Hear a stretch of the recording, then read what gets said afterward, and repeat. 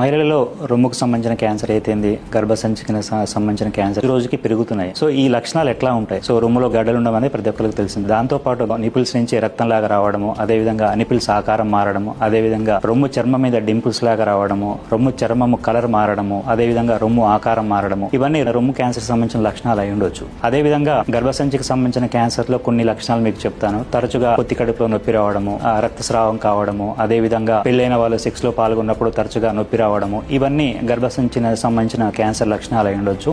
So ఈ క్యాన్సర్కి సంబంధించిన స్క్రీనింగ్ పరీక్షలు రేపు ఆదివారం రోజు మన ఆదిత్య కేర్ హాస్పిటల్లో స్టార్ హాస్పిటల్స్ మరియు నల్గొండ నిమ్స్ హాస్పిటల్స్ వారి డాక్టర్ల చేత అతిపెద్ద స్క్రీనింగ్ క్యాంప్ నిర్వహిస్తున్నాము.